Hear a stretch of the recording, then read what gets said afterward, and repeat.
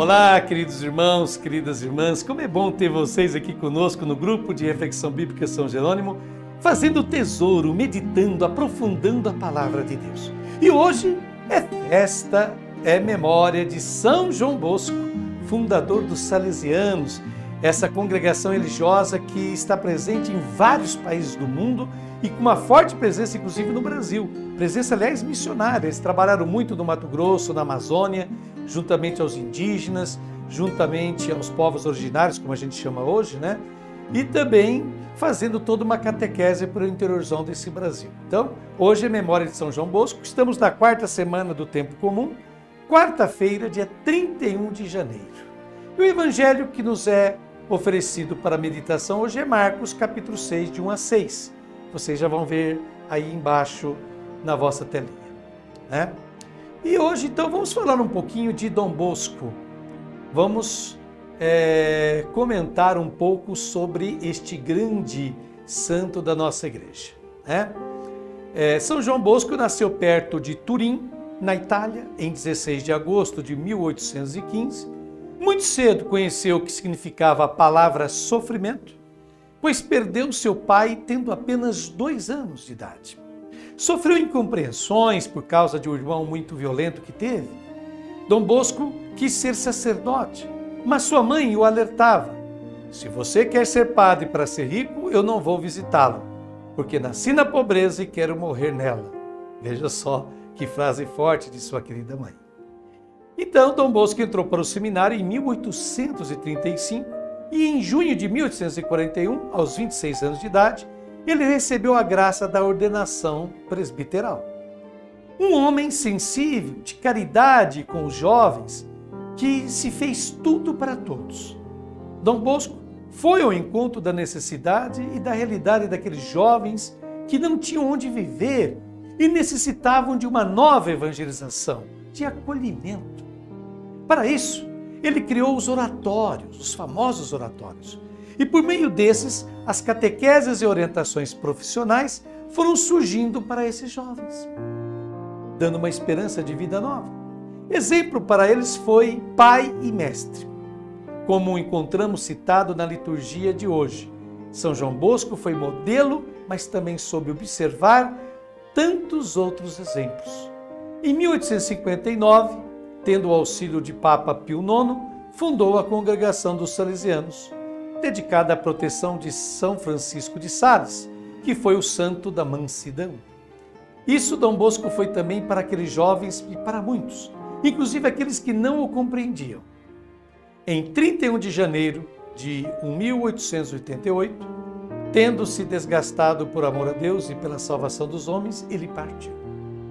Foi beatificado pelo Papa Pio XI em 2 de junho de 1929 e canonizado pelo mesmo Papa em 1º de abril de 1934, por ocasião do centenário de sua morte. São João Paulo II o declarou pai e mestre da juventude. Pois bem, isso é uma pitadinha sobre a vida, sobre a pessoa de Dom Bosco. Eu refletirei com vocês hoje o Evangelho segundo Marcos, capítulo 6, como eu disse, versículos de 1 a 6. Vejamos primeiramente aonde essa passagem de Marcos se insere no interior de seu evangelho, né? O Evangelho segundo Marcos se subdivide em 2 grandes partes, sendo que, na primeira parte, capítulo 1, versículo 14, até o capítulo 8, versículo 26, o evangelista busca despertar em seus ouvintes, leitores, a curiosidade sobre quem é Jesus, a sua identidade. Propositalmente é mantida em segredo. Porém, ele vai dando sinais de quem é. Na segunda parte de seu evangelho, do capítulo 8, versículo 27, até o capítulo 16, versículo 8, encontra-se a resposta para esse mistério sobre a pessoa de Jesus. Ele é apresentado finalmente como sendo o Messias, o Filho do Homem, como gosta de ser chamado. Enfim, o Filho de Deus. Porém, um Filho de Deus a serviço da humanidade. O nosso Evangelho de hoje inicia o 3º bloco da primeira parte do Evangelho de Marcos, como podemos ver na imagem.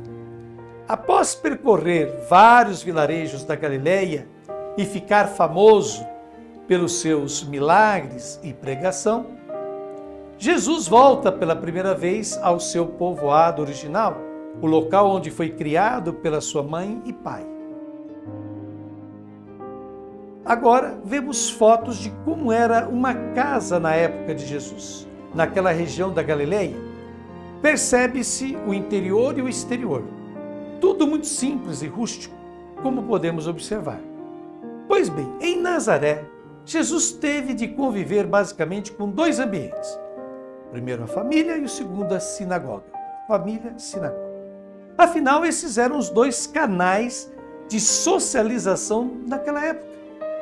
Contudo, o evangelho de hoje revela-nos que Jesus não se deixou moldar completamente pela mentalidade judaica de seu vilarejo e de seu tempo.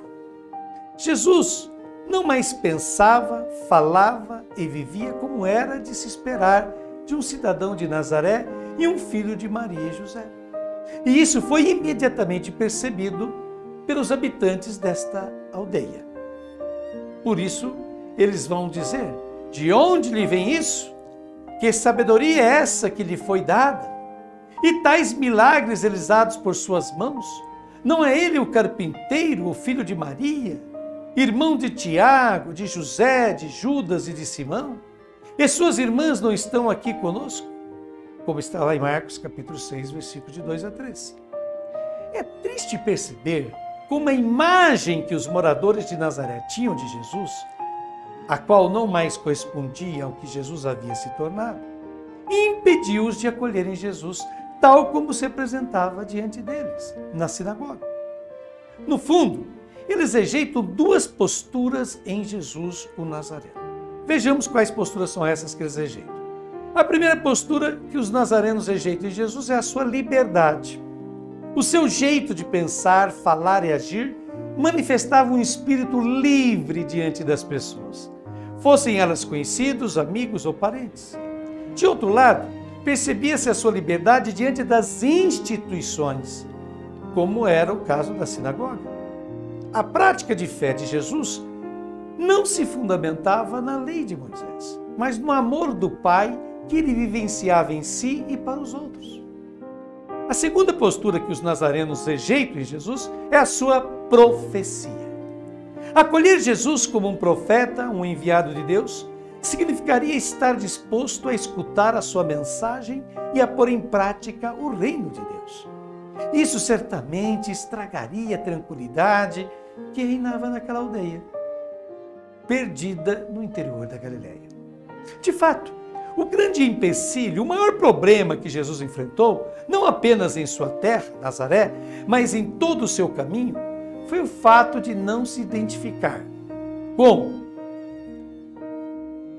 um sacerdote que se ocupava em cuidar e promover a religião. Ele não se identificava com um doutor da lei, dedicado ao estudo e defesa da Torá, da lei de Moisés. Ele não se identificava com um levita, dedicado aos serviços e cuidados do templo de Jerusalém. Não, Jesus não foi nada disso. Ele se assumiu e se identificou como profeta. Um profeta é alguém que pensa fora do eixo normal da sociedade. É alguém que enxerga por detrás dos fatos. É alguém que não confia, não se acomoda e satisfaz com apenas uma resposta, uma ideia, uma solução para tudo. Enfim, um profeta é alguém que sabe ler e compreender os sinais dos tempos. Capta aquilo que Deus está dizendo aos seres humanos no interior da história, ou seja, no seu cotidiano, no dia a dia. Por isso, o profeta sempre traz algo novo, algo diferente daquilo ao qual estamos acostumados. Isso, é óbvio, provoca incômodo, insatisfação, rejeição, reação por parte de muitos. Com Jesus não foi diferente. Ele sentiu na própria pele a rejeição da religião, de um lado, que foi a reação da sinagoga, e a rejeição da sociedade do outro lado, que foi a reação negativa de sua própria família. O discípulo não é maior que o mestre, já nos dizia Jesus. Então, não podemos pensar que escaparemos do conflito. caso nos decidirmos a ser, de fato, cristãos. Aqueles que desejam sombra e água fresca não servem para ser discípulo e discípula de Jesus, o Cristo. Quem sabe, seja por isso que tantos nos dias atuais, mesmo se declarando cristãos, pessoas de fé, de religião, rejeitam uma igreja que queira ser profética e coerente com o Evangelho de Cristo. E você, que imagem faz de Jesus? E você se esforça de verdade para conhecer Jesus tal como Ele é de fato? E você está disposto a mudar de mentalidade de vida por causa de Jesus? Reflita sobre isso. E obrigado de coração por nos acompanhar nessa reflexão do Santo Evangelho de hoje. Memória de São João Bosco. Você é o motivo de estarmos aqui todos os dias, oferecendo uma reflexão séria, profunda e autêntica da Palavra de Deus. Deus abençoe a cada um de vocês.